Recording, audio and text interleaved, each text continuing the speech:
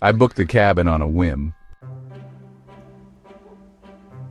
It was buried deep in the Appalachian Mountains, listed as a quiet, off-grid retreat for writers and thinkers.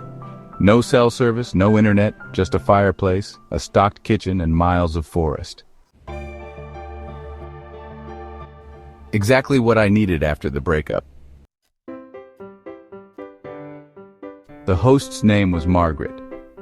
She had glowing reviews. Sweet old lady, makes fresh bread. We'll leave you homemade jam if you ask. I got there just before sunset. The gravel road twisted through endless woods, the trees closing in tight like a tunnel. My GPS died 10 minutes before I arrived, but the directions Margaret emailed were dead on. The cabin was older than the pictures showed. Stone chimney, wood siding, the kind of place that creaks even when no one's moving. Quaint, but something about it felt off, like it had been waiting. There was a note on the table. Welcome. Feel free to use anything in the pantry. Cell service is about a mile hike uphill if you need it. I'll check on you in a few days. Enjoy the peace. M. Next to the note was a jar of strawberry jam and a loaf of dark brown bread. I didn't eat the bread. Something about it smelled musty, but I forced down a spoonful of jam out of politeness. It was gritty, like sand. That night, the wind howled hard against the windows. I kept hearing what sounded like footsteps on the wraparound porch, but every time I looked, nothing was there. Just the forest, still and watching. I chalked it up to nerves, or maybe a deer. But the second night was worse. I woke up at 2:14 a.m. exactly. There was scratching under the floorboards, not mice, something bigger, deliberate. It moved slowly, from one end of the cabin to the other. I held my breath, listened. It circled the bed, then stopped right underneath me.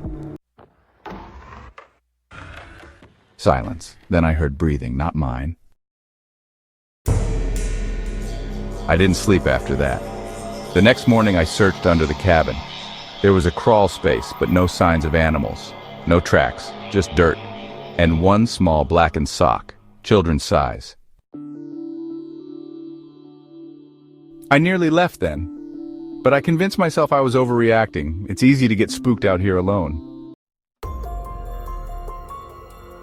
That night, I locked every door and window, lit a fire, and opened a bottle of wine. Tried to drown the dread. At 2:14 a.m., I woke up again. This time, the front door was wide open. The air inside the cabin was freezing. I hadn't heard it unlock, hadn't heard it swing open. I grabbed the fireplace poker and stepped outside. No footprints, no wind, just cold silence. But when I came back in, there was a second note on the kitchen table, written in the same handwriting as Margaret's welcome note. Only this one said, "You should have eaten the bread." I left that morning. Didn't bother to clean up, just threw my bag in the car and drove. The weird part? The cabin wasn't on the app anymore. No listing, no Margaret, no reviews. I contacted Airbnb support. They said no such host existed. They checked my transaction history. Nothing was ever booked. But I know I stayed there. I remember the road, the porch, the smell of ash and old wood. And when I got home, my phone finally synced again. There was a single photo in my camera roll I didn't take. It was a picture of me, asleep in bed at 2:14 a.m.